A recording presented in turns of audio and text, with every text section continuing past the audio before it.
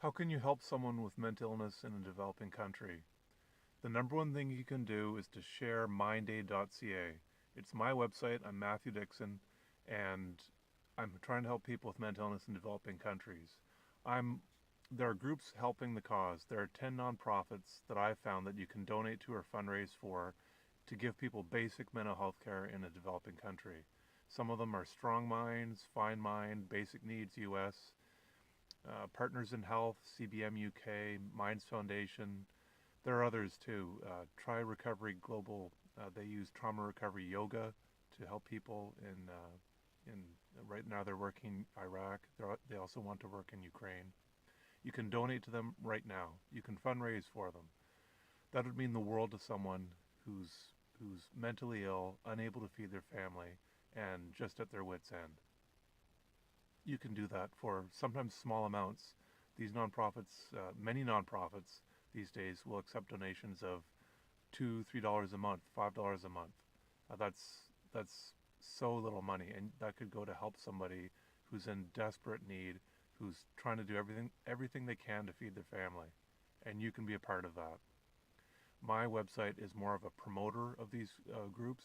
I don't accept money myself right now on mindaid.ca, but you can donate directly on these 10 nonprofits on their websites. There are other groups on my website in the resources section where you can't necessarily donate or fundraise for them, but they are doing great work with giving mental health care in developing countries. And please help make these names more well known. How many people have heard of Strong Minds? Strong Minds is actually working in America too. They've launched Strong Minds America, using these models of basic mental health care that work in developing countries in America. And that's great news because every country, when it comes to mental health care, is a developing country. That's a quote by Shekhar Saxena from Harvard. He said that at the UN. You can look up the quote online. And everyone knows there's poverty in America, and the mental health care system is the equivalent of developing countries in some aspects, the same as every developed countries. Can you do that? Can you donate $2, $3, $4 a month?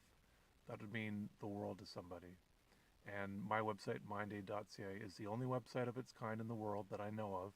It is, if you go looking for all these groups helping the cause, they are scattered across the web.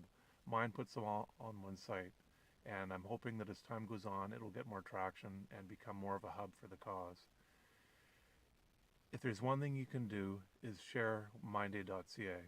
Share the website, post about it on social media, and start a conversation. I would love if MindAid was a household name like UNICEF. Where would you go to help someone with mental health issues in a developing country? Go to MindAid. Like go to UNICEF to help a child drill a well, to buy a goat, to build a school, that sort of thing. Go to MindAid for mental health care. If someone gets to this faster than I can and can do more work and have more of an impact than I can with MindAid, awesome. I just want the people to get help because these models of basic mental health care are low cost, proven effective, and they're scalable. And the World Health Organization is trying to figure out the best way to roll them out to the masses.